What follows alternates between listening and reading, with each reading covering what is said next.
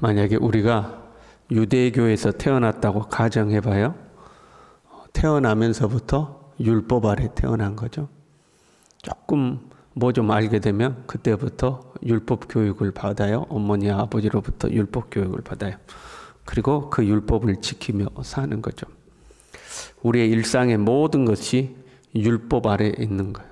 우리가 지키는 한 나라의 법이라든가 도덕법 자체도 율법으로 이제 되어 있는 거죠. 그러니까 율법 속에서 사는 거죠. 종교 의식도 이 율법으로 이루어져 있는 거예요. 오늘날로 말하면 교회 가고 교회에서 예배드리고 기도하고 교회에서 하는 모든 것이 율법에 따라서 이렇게 다 이루어지는 거죠. 그리고 그 중에서도 무엇보다 중요한 것이 속죄 의식이죠. 한 주간을 살면서 하나님 앞에 죄 지은 것이 있다 이 말이에요. 그러면 우리는 이제 양이나 소나 이런 거 끌고 교회에 오겠죠.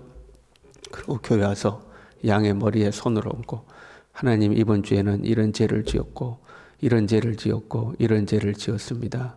용서해 주십시오 하고 양의 머리에 손을 얹어서 우리의 죄를 양에게 전가를 시킵니다.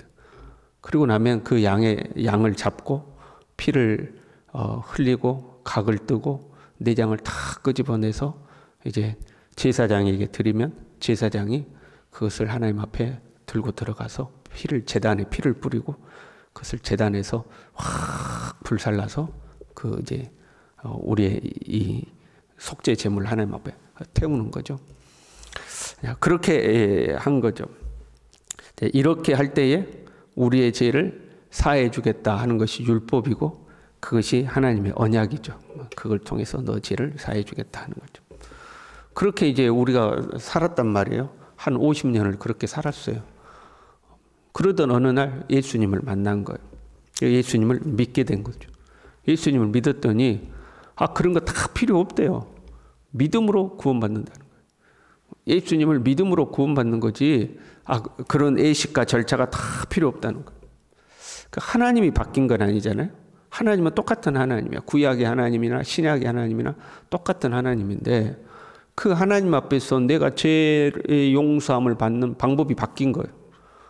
예수님 믿기 전까지는 매주 양 잡고 1년에 한 번 대속죄일이라고 그래가지고 기억하지도 못한 죄까지 혹시 놓친 죄가 있지 않을까 싶어서 온 나라가 대속죄일로 그렇게 지키고 그랬는데 이제 예수님을 믿고 나니까 절기도 필요 없는 거고 그 제사법도 필요 없는 거고 그러한 정결법도 필요가 없는 거고 오직 예수 그리스도를 믿음으로 깨끗함을 받고 구원함을 얻는다는 거예요. 여러분 그 예수님을 믿고 이제 그 이후의 삶을 사는 데 있어서 적응하는데 약간 힘들지 않겠어요? 평생을 그렇게 양 잡고 율법을 따라 살았는데 어느 날 예수님 믿고 그 율법대로 살지 아니하고 예수님을 믿는 믿음으로 사는 거다. 그래가지고 이 제사법도 바뀌고 다 바뀌었단 말이에요. 그러니까 이제 적응하는데 힘들고 이렇게 해도 되는 거야? 이렇게 해도 되는 거야? 그런 생각 들지 않겠어요? 그때마다 괜찮다고 예수님 믿음으로 우리가 구원을 받는 거라고 그렇게 이야기하지 않겠어요? 그러면 이제 그때 의문을 갖는 거죠. 왜 예수님을 통하여만 죄사함을 받고 구원받느냐 하는 거죠. 왜 예수님을 믿음으로 죄사함 받고 구원받느냐? 먼저는 예수님이 우리의 대제사장이시기 때문이다. 이게 이제 중요해요. 왜냐하면 율법 아래서 자라온 사람은 자기가 하나님 앞에 속죄제를 드리려면 반드시 누가 필요해요? 제사장이 필요한 거예요. 내가 아무리 양 가지고 와도 내가 그 양에게 죄를 전가시키고 그 양을 잡을 수는 있지만 내가 잡은 그 양을 가지고 하나님 앞에 나아가서 그 양을 태워서 하나님 앞에 드리는 사람은 제사장이거든요.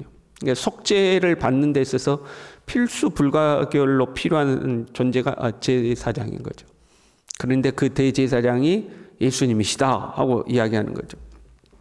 예수님이 어떻게 대제사장이 되는가? 예수님은 유다파 출신이지 레위지파 출신이 아닌데 어떻게 그 예수님이 우리의 대제사장이 될 수 있느냐? 예수님은 멜기세덱의 반차를 따른 대제사장이다 하고 이제 설명을 한 거죠. 이 땅에 존재하는 성막과 제사 제도 그리고 제사장 제도도 하늘에 있는 것을 본따서 만든 모형이다 하는 거죠. 하늘에 있는 제사장이 멜기세덱이고 예수님은 그 멜기세덱의 반차를 따른 분이다 하고 지금까지 설명을 한 거죠. 그러면 제물이 있어야 되지 않겠어요? 내가 속죄를 받기 위해서는 제물을 가지고 그 성전으로 가는 거니까. 그럼 제물은 어떻게 된 거냐? 야, 이 땅에 있는 소나 양이나 염소로는 우리를, 이 겉사람을 정결하게 할 수 있을지는 몰라도 우리의 양심까지는 깨끗하게 하지 못한다. 그러나 예수 그리스도께서 그 어린 양이 되셔서 흠없는 피로 단번에 우리를 위하여 죽으셨다. 예수 그리스도가 우리를 위한 대속 제물이다 하는 거죠. 예수님은 우리의 대속 제물인가 동시에 그 제물을 하나님 앞에 드리는 대제사장으로서 동시에 역할을 하는 거죠. 땅에 속한 것이 아니고 하늘에 속한 예수님이 우리를 위하여 그 제물이 되었고 흠없는 제물이 되셨고 그 제물을 하나님께 드리는 대제사장이다. 유일한 속죄 제물이며 유일한 대제사장이다 하고 이제 지금 설명을 한 거죠. 그리고 이제 본문의 말씀이에요. 하늘에 있는 것들의 모형으로서 이 땅의 성막과 기구들, 제물들은 다 온전하지가 않다 하는 거죠. 그래서 대제사장도 지성소에 들어가려면 먼저는 자기 자신에게 피를 뿌려서 자기를 정결하게 하고 그 다음에는 제단에 피를 뿌려서 제단도 정결하게 하고 그 제단 안에 있는 여러 기구들에게도 피를 뿌려서 그것들을 다 정결하게 하죠. 심지어는 지성소 안에도 1년에 한 번 가서 피를 뿌려서 지성소를 정결하게 하는 정결 의식들이 필요한 거예요. 왜? 온전하지가 않다는 거죠. 그러나 하늘에 있는 장막은 이런 정결 의식이 필요 없죠. 온전한 성전이기 때문에. 하늘에 있는 성전은 온전하기 때문에 정결 의식이 필요가 없는 거예요. 또한 예수 그리스도 대제사장도 자신을 정결하게 할 필요가 없죠. 흠없는 분이기 때문에. 하늘에 있는 장막은요 9장 11절에요 손으로 짓지 아니한 이 창조에 속하지 아니한 더 크고 온전한 장막이다 그랬어요. 사람이 손으로 짓지 않는 크고 온전한 장막이 있기 때문에 정결의식이 필요가 없죠.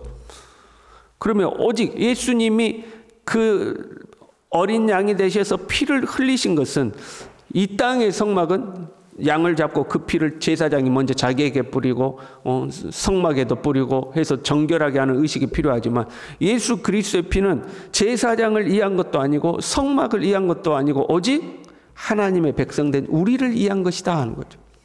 예수님을 정결하게 할 필요도 없고 하늘의 성막도 정결하게 할 필요도 없고 그럼 누구만 남아요? 백성들만 남는 거잖아요. 오직 우리를 위하여 죽으신 것이다 하는 거죠. 그래서 23절에요. 그러므로 하늘에 있는 것들의 모형은 이런 것들로서 정결하게 할 필요가 있었으나 하늘에 있는 그것들은 이런 것들보다 더 좋은 제물로 할지니라. 여기서 좋은 제물로 정결하게 한다는 의미가 아니에요. 그러면 하늘에 있는 성전에 흠이 있어야 되잖아요. 그래야 정결의식이 필요한 거니까. 그래서 성전을 정결하게 한다거나 대제사장을 정결하게 한다는 것이 아니라 우리를 더 좋은 제물로 정결하게 한다는 거예요. 그래서 24절에요. 그리스도께서는 참것의 그림자인 손으로 만든 성소에 들어가지 아니하시고 이 땅의 성소로 들어가신 분이 아니다 하는 거예요. 바로 그 하늘에 들어가사 우리를 위하여, 이게 중요한 거예요. 우리를 위하여 하나님 앞에 나타나셨다는 거예요. 그러니까 예수님이 죽으시고 대제사장 되심은 우리를 위한 거라니까. 우리를 위한 거죠. 우리의 삶이요. 이 땅의 삶이 만약 전부라면 이 땅에서 거룩하고 정결하게 사는 삶이 하나님의 백성으로서의 삶이라면 땅의 장막만 있으면 되겠죠. 땅의 성전. 그 땅의 성전에 정해놓은 제사법과 예법만 있으면 되겠죠. 그래서 이 땅에서 우리가 정결하고 거룩하게 사니까 그러면 땅의 예법만 필요한 거예요. 그러나 엄밀하게 말하면 그것도 필요 없어요. 죽어서 끝나면 뭐 그냥 하고 싶은 대로 하고 살아요. 그냥 죽어서 끝나면. 안 그래요? 짧은 인생 하고 싶은 거 다 하고 살아야지. 근데 죽어서 끝나는 게 아니다 이 말이에요. 우리는 죽음 이후에 그림자나 모형이 아니라 참 성전인 하나님의 나라로 들어가야 된다는 거죠. 그래서 27절에요. 한 번 죽는 것은 정해진 것이요 그 후에는 심판이 있으리니 하나님의 나라로 들어가기 위해서는 모형과 그림자로는 안 된다는 거예요. 아무리 땅의 장막, 유대교의 율법을 따라 정결하게 살고 거룩하게 살았어도 그걸로는 하늘의 장막에는 못 들어간다는 거예요. 땅의 장막은 죽음으로 그 역할이 끝나버리는 거예요. 그리고 죽음 이후에는 영원한 장막으로 들어갈 수 있느냐 없느냐에 대한 심판이 기다리고 있다는 거죠. 그리고 그 심판을 통과하여 영원한 하나님의 나라로 들어가기 위해서는 더 좋은 재물이 필요하다 하는 거예요. 그렇잖아요. 죄가 없어야 하나님 나라로 가는 건데 땅의 이 장막에서는 죄를 없애는 방법이 양이나 소나 염소를 잡아서 그 피로 우리를 정결하게 했지만 하늘의 장막으로 들어가기 위해서는 양이나 염소나 이런 피로 안 된다 이 말이에요. 오직 예수 그리스도의 흠없는 피로만 우리를 정결하게 씻어서 하늘의 장막으로 들어갈 수 있다 하는 거죠. 그래서 더 좋은 재물이 필요하다는 거죠. 우리가 신앙생활하면서요, 우리는 믿음을 굉장히 강조하잖아요. 믿음으로 제사함을 받고 믿음으로 구원을 받는 거죠. 회개를 하더라도 예수님 앞에 우리의 죄를 고백하고 예수님의 그 피로 우리가 제사함을 받잖아요. 그래서 우리는 믿음으로를 강조해요. 그런데 피로 죄를 씻는다 이 개념은 우리가 약해요. 왜냐하면 피로 죄를 씻는다는 것은 이 유대 율법의 제사법에서 나온 거거든요. 내가 죄를 지었을 때에 어린 양을 잡고 그 어린 양의 피를 내게 뿌려서 내가 그 피로 정결함을 입는 거거든요. 거기에서 이제 피로 죄를 씻는 거죠. 그런데 우리는 예수 그리스도의 피로 우리 죄를 씻는다는 거예요.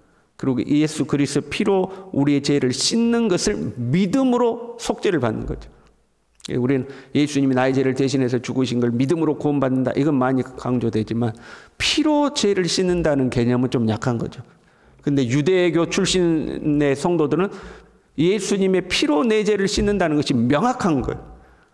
그동안 수십 년 동안 뭘로 내 죄를 씻고 살았으니까 양이나 소나 염소를 잡아 그 피로 내 죄를 씻고 살았는데 야 그걸로는 하늘의 모형이요 그림자다. 그걸로는 이 땅에서는 네가 정결하게 됐을지 몰라도 하나님 나라 가는 데는 부족하다. 그럼 하나님 나라 가는 데는 무슨 피로 씻어야 되는데 흠없는 어린 양이신 예수 그리스도의 피로만 네 죄를 씻을 수 있다. 그래야 영원한 하나님의 나라, 참 성전인 하나님의 나라로 들어갈 수 있다 하는 거죠. 그 이제 유대교 출신 성도들은 이게 명확한 거죠. 그러면 그 짐승 잡듯이 예수님의 피를 가지고 하나님 보좌로 나가서 나를 속죄해 줄 중재자인 대제사장이 필요하지 않느냐? 그분이 곧 예수 그리스도다. 하늘의 대제사장이 예수 그리스도다 하고 지금 설명을 하는 거죠. 유대교 새벽에 우리는 좀 아리까리할 수도 있어요. 그러나 유대교 출신이라면 이게 명확한 거죠. 예수님이 제물이신과 동시에 예수님이 대제사장 되셔서 우리를 정결케 하시는구나 하는 것이 이제 명확화되는 거죠. 율법은요, 아직도 성소가 있고 지성소가 있어요. 일반 백성은 성소에도 못 들어가고 제사장들도 성소까지밖에 못 들어가고 대제사장만이 유일하게 1년에 한 번 그 지성소에 두렵고 떨리는 마음으로 들어가잖아요. 이 지성소가 사실은 속죄의 자리예요. 그래서 지성소를 일컫는 몇 가지 명칭이 있는데 그 중에 하나가 속죄소라고 일컬어요. 지성소를 속죄소라고 일컫죠. 이 속죄소라는 뜻이 덮다, 가리다 그런 의미예요. 법궤 위에 있는 법궤 뚜껑이 이 속죄소라고 하는 거죠. 덮다, 가리다 하는 거죠. 모든 죄를 덮어주는 장소다 그런 의미로 속죄소예요. 그러니까 우리 죄가 온전히 사함을 받으려면 우리는 어디까지 들어가야 돼요? 지성소까지 들어가야 되는 거예요. 근데 율법에 의하면 1년에 딱 한 번 대제사장만이 그 지성소로 들어갈 수가 있는 거예요. 모든 백성의 죄를 다 모아가지고 우리가 먼지 쓸듯이 쓰레기 쓰라고 먼지 하나도 없이 다 쓸어내듯이 온 백성과 온 나라의 죄를 다 쓸어 담아가지고 1년에 한 번 두렵고 떨리는 마음으로 지성소에 한 번 딱 들어갔다 이 말이죠. 그게 이 땅의 율법이었어요. 그런데 예수님은 모든 사람이 지성소로 들어갈 수 있는 그 길을 열어놓으셨다 하는 거예요. 그래서 우리는 우리의 대제사장 되신 예수님을 의지하여 우리 한 사람 한 사람이 바로 그 지성소로 들어가서 하나님 앞에 우리의 죄를 고백하고 하나님 앞에 우리가 속죄를 받는 거죠. 그 지성소로 들어가는 문을 예수님께서 열어놓으신 거죠. 단 한 번으로 영원한 그 길을 예수님이 열어놓으셨다 하는 거예요. 그래서 우리는 이제 그 지성소로 대제사장 되신 예수님을 의지하여 들어가는 거죠. 그것이 영원한 하늘의 성전에 있는 지성소다 하는 거죠. 동시에 이 땅에서도 긍휼하심을 잊고 때를 따라 돕는 은혜를 얻기 위하여 은혜의 보좌 앞에 담대히 나아갈지라 그래요. 그 은혜의 보좌가 어디예요? 거기가 지성소죠. 시은자라고 그래가지고 그 법궤 뚜껑을 속죄소라고도 부르지만 시은자라고도 부르거든요. 하나님의 은혜가 임하는 자리다. 우리의 죄를 덮어주는 것이 하나님의 은혜잖아요. 그래서 우리는 매일처럼 하나님의 은혜의 자리로 긍휼하심을 받고 때를 따라 돕는 은혜를 위하여 나아가는 거죠. 그리고 마지막 말씀에요. 죄와 상관없이 예수님이 두 번째 나타나실 거래요. 첫 번째 오신 예수님은 속죄 제물로 오셨지만 다시 오실 예수 그리스도는 이 구원을 완성시키기 위하여 이 땅에 오시겠죠.